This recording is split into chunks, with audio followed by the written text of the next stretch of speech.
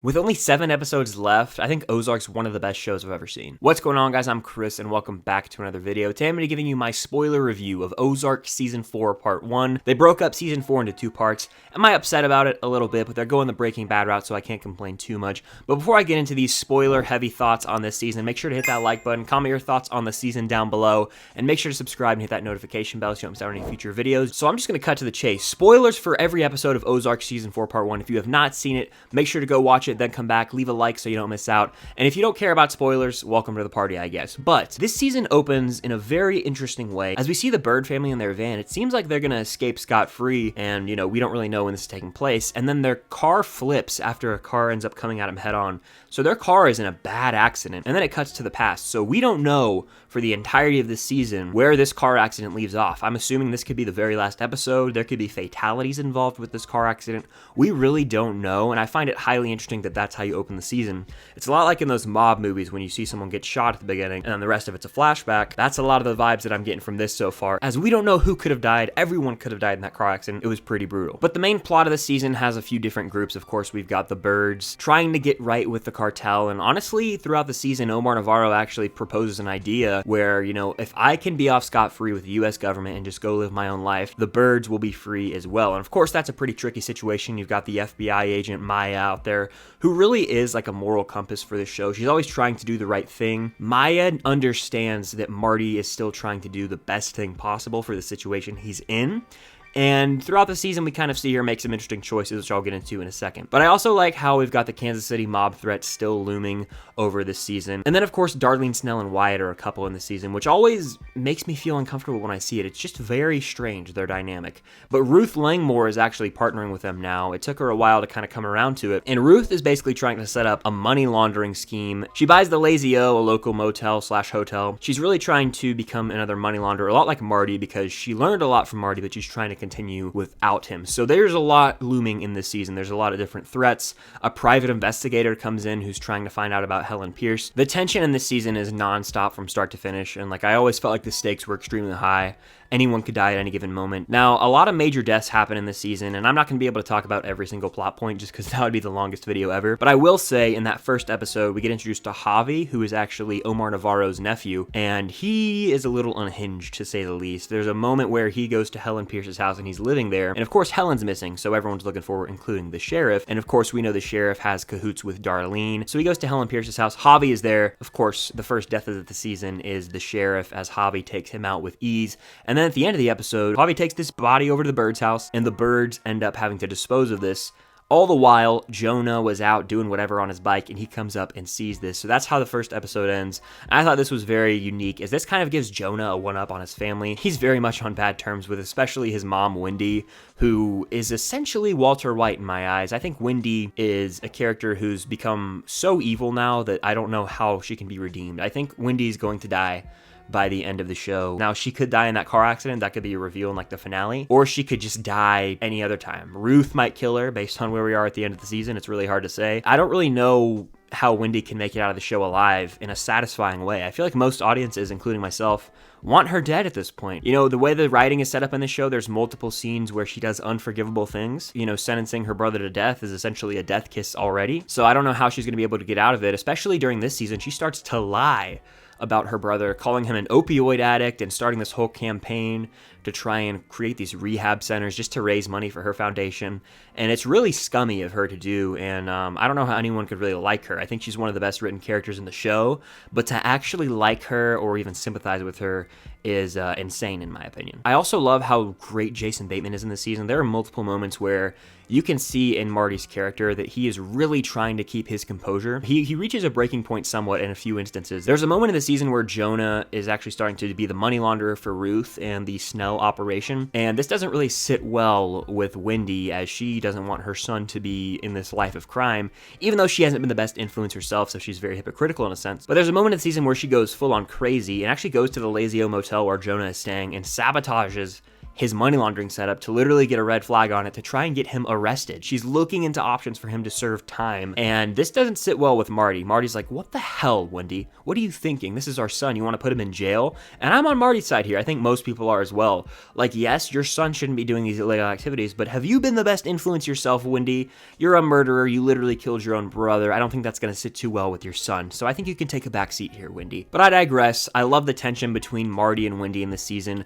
I don't think they're going to make it out in a happy ending. One of them might die, or they could just live and get a divorce and start a new life. They're only in it for a business standpoint at this point. There's also this whole plot line involving this chemical corporation, the Shaws, I want to say. And this was the least interesting aspect to me. There's just another player trying to get into the whole heroin industry. Basically another opportunity for the birds to launder more money. And I never found this to be the most interesting plot line in the show. But I will say Darlene Snell is the most unhinged we've probably seen here in this season. She doesn't care at all anymore. She'll kill anyone if they speak remotely bad about her or her family. So when Ruth starts to make a side deal with this professional cook and starts selling him heroin to start to get some cash flow for her operation as well as the Snells, because they are business partners. Of course, this guy ODs, and the driver actually takes Ruth back to the Snells. And the driver has a little bit too much info and a little bit too much ambition in front of Darlene. So what does Darlene do? Pops him, kills him, and they have to go bury him out in the field. So her body count is 1 for the season. All the while, this private investigator is still trying to find out Helen. He says, all I need is a signature. So we're wondering what this guy's deal is for the whole season. Then there's this one episode with a cold open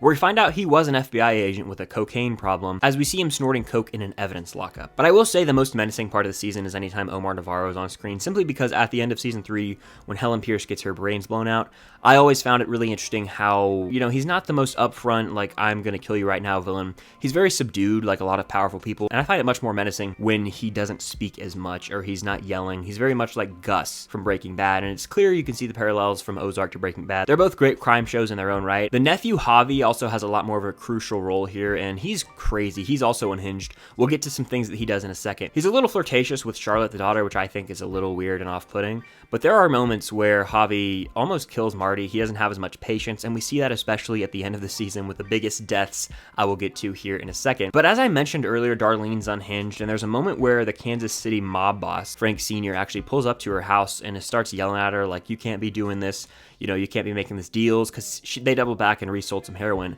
And what does she do? She pops Frank Sr. and kills him. Her body count is now 2. So Darlene Snell is a certified killer at this point. We've already known this. She's killed her husband. She's been killing since season 1, so that doesn't really surprise me too much. But a through line throughout the season is that Omar Navarro is trying to actually set up a meeting with Maya, the FBI agent, to get him clean and try and understand what he needs to do to get clean. Well, there comes a point where he actually has a physical in-person meetup with some FBI agents, and the birds are there, and they basically try and say, like, you're not getting out of here without serving time. So they settle for 5 years. It seems like the deal went all smooth and the birds are off scot-free, and then of course Maya actually screws it up. She does her own thing. As I mentioned earlier, she's the moral compass. She does what's right, and she goes and arrests Navarro right before he's about to get on a plane. This throws everything into a loophole. This sends Javi spiraling. Like, Javi is unhinged at this point. This is near the finale now. I want to mention one more scene that I thought was crucial in this show that could be a bit of foreshadowing, where Charlotte and Jonah, the kids of the birds, are in Buddy's mausoleum.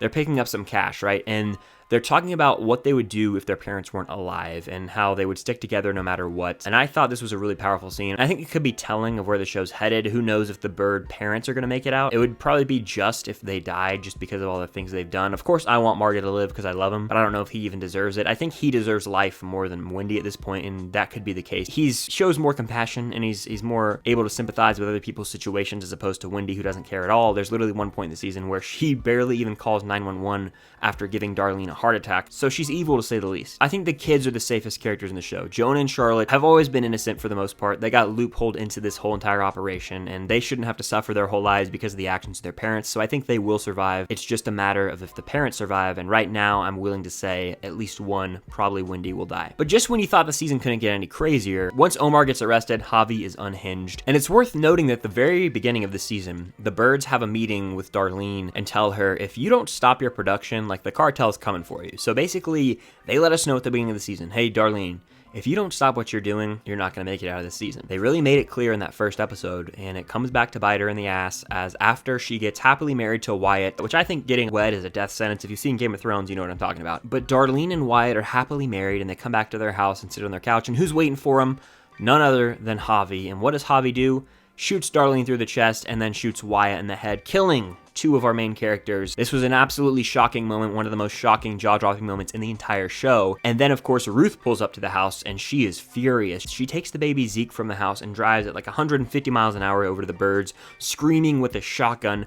She's unhinged now, just like Javi, and she wants to kill someone. It is very clear that things are getting rough in the Ozarks, and she is on her way to probably go and try and find Javi and kill him, sending the entire cartel spiraling, sending the entire bird operation spiraling, and sending the final 7 episodes of Ozark into absolute madness. I have no clue where it's headed. I think Ruth could end up killing Wendy. Ruth could end up dying. No one is safe, and I love when a TV show has set up the stakes to where no one is safe, not even your main character. As we head into the final 7 episodes, the private investigator threat is still looming. Omar, Navarro, and Javi are still threats. Ruth is unhinged, and the birds really are kind of up creek, to be honest with you. I can't really see this one ending with a happy ending, but only time will tell. I hope we get the next 7 episodes by the end of this year because I absolutely love this show, and I'm sure that I hit most of the main plot points. There were probably a lot of things I didn't cover just because I tried to get as much as I could into this video, and of course with any show, you're not going to be able to remember every small detail. I really dug this season. If I forgot anything that you want to talk about, comment it down below and we will have a discussion about it there, but that's going to do it for my spoiler review of Ozark Season 4 Part 1. This show is premiere television right now. If you're not watching it, make sure to get on it, but I'm sure most of you are because you made it to the end of this video. Thank you guys again for watching. Stay tuned for a few more Ozark related videos this weekend. Hope you guys enjoyed this season. I loved it, and we're heading into Season 4 Part 2 whenever that is. Fingers crossed it is this year. Make sure to subscribe and hit that notification bell so you don't miss out on any future videos, and until next time, I'll see you guys later.